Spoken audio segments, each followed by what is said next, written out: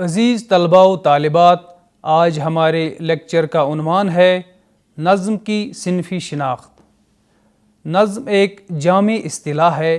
عام معنوں میں ہر قسم کے کلام کو نثر سے الگ کرنے کے لیے نظم کہا جاتا ہے۔ عربی کے ایک قول کے مطابق کلام موزون نظم ہے اور کلام غیر موزون نثر ہے۔ نظم شاعری کی وہ صنفی سخن ہے جس میں ایک عنوان کے تحت کسی بھی طرح کے خیال، واقعہ یا قصہ کو ربط و تسلسل کے ساتھ شعری تقاضوں کے مطابق بیان کیا جاتا ہے۔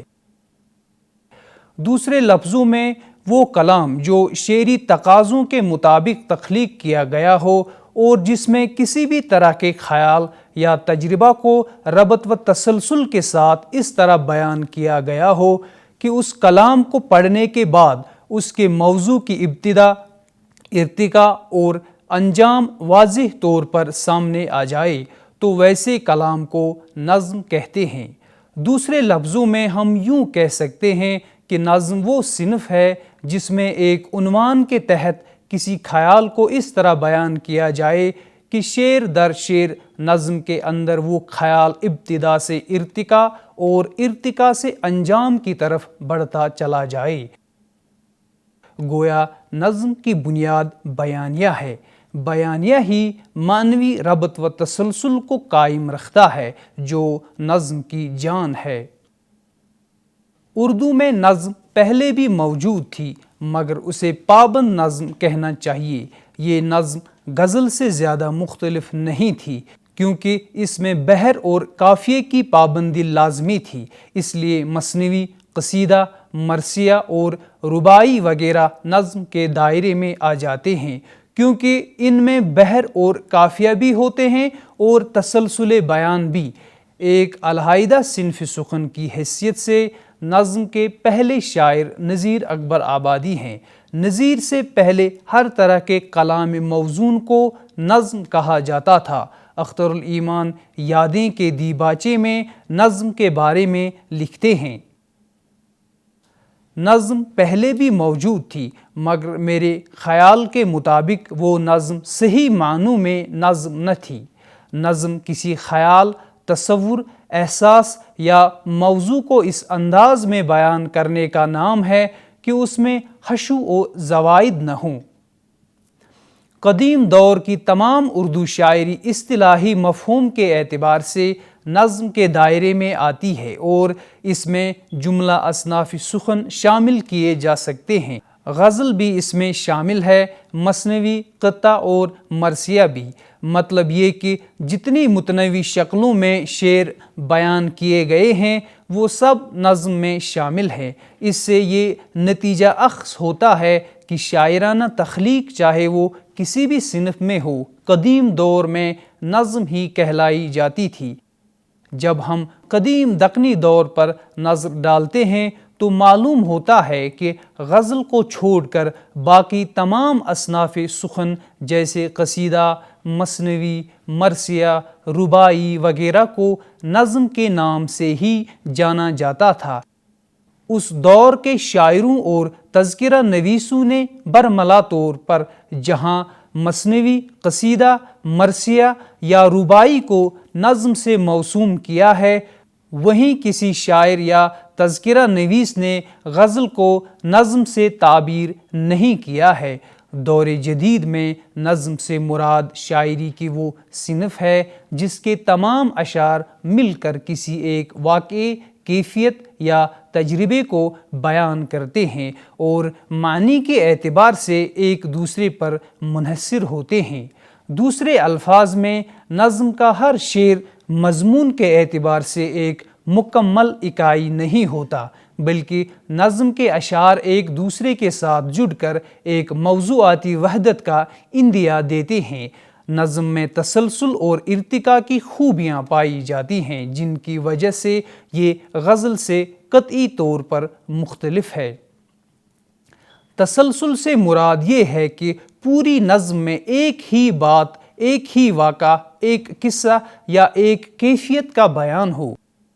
ارتقاء سے مطلب یہ ہے کہ نظم کا ہر شعر یا مصرع اس مرکزی خیال یا بنیادی کیفیت کے بیان کو آگے بڑھاتا ہوا اور پوری کیفیت یا تصور کا کوئی نہ کوئی اہم حصہ فراہم کرتا ہو۔ یہی دو باتیں نظم کی پہچان قرار پائی ہیں اور اسی اعتبار سے نظم غزل سے مختلف ہے۔ نظم کو سمجھنے کے لیے عام طور پر غزل کا حوالہ دیا جاتا ہے اور روایتی طور پر غزل کے صنفی امتیازات کو سامنے رکھ کر نظم کے صنفی امتیازات کو واضح کیا جاتا ہے تاکہ نظم کی صنفی شناخت کے خد و خال واضح طور پر سامنے آ جائیں۔ نظم کو بحیثیت صنف سمجھنے کے لیے غزل سے اس کا مقابلہ کرنا ضروری بنتا ہے۔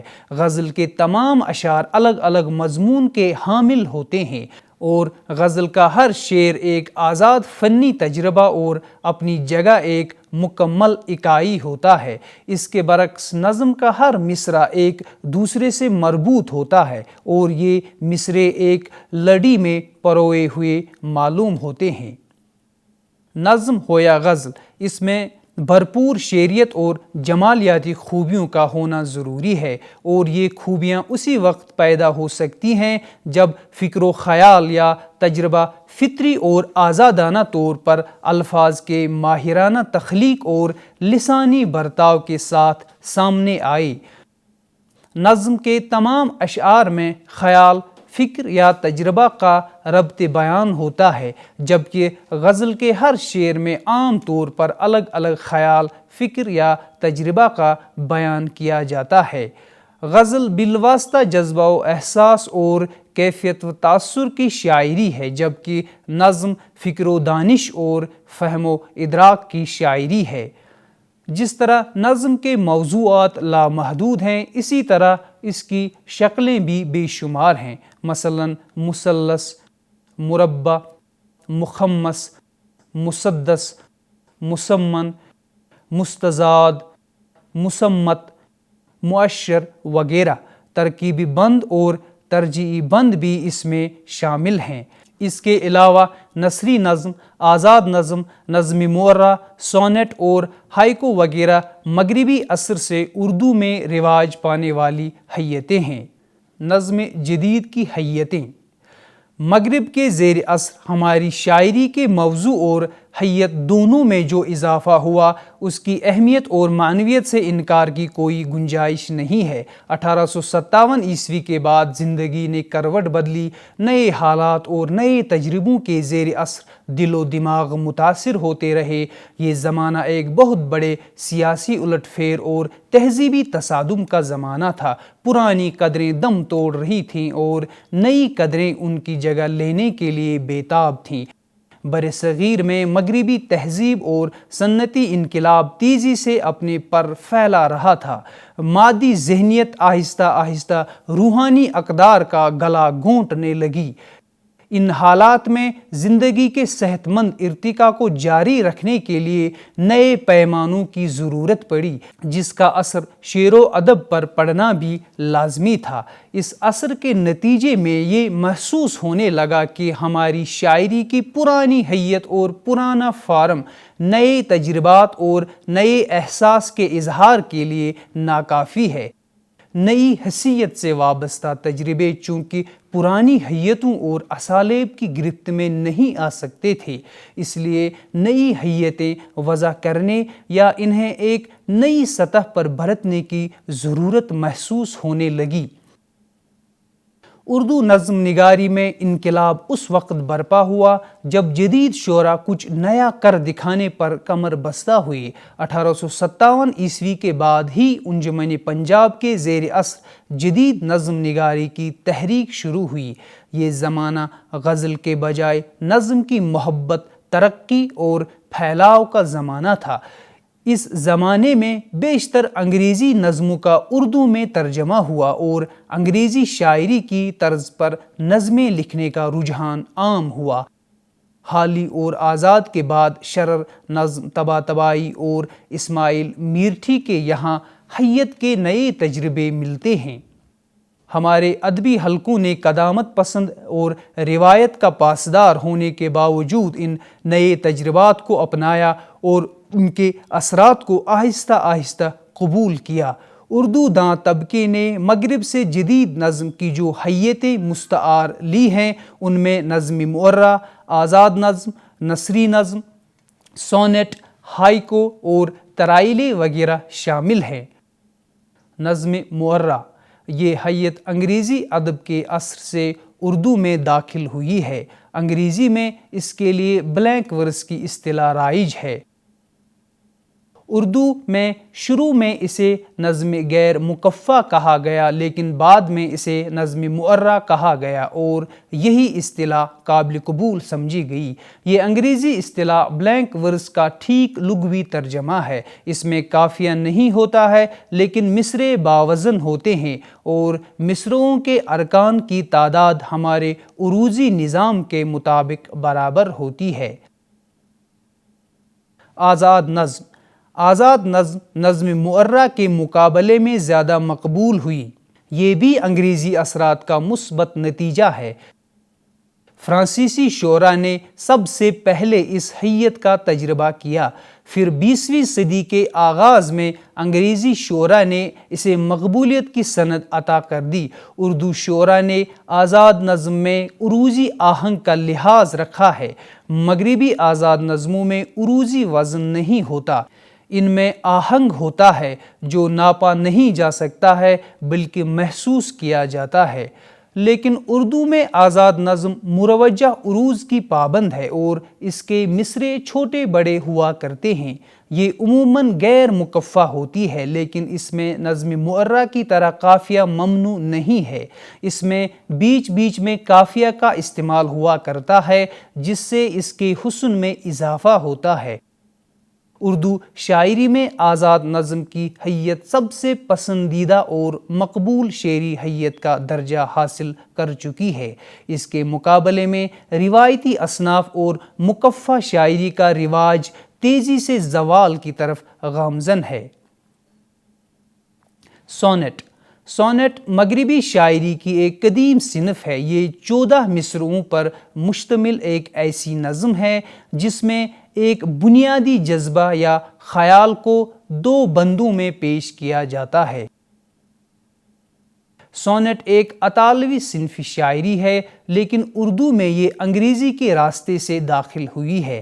سونیٹ کے صرف 2 بند ہوتے ہیں۔ پہلے بند میں 8 مصرعے ہوتے ہیں جنہیں آکٹیو کہتے ہیں اور دوسرے بند میں 6 مصرعے ہوتے ہیں جنہیں سیسٹیٹ کہا جاتا ہے۔ پہلے بند میں خیال کا پھیلاؤ ہوتا ہے اور دوسرے بند میں اس خیال کو تکمیل تک پہنچایا جاتا ہے۔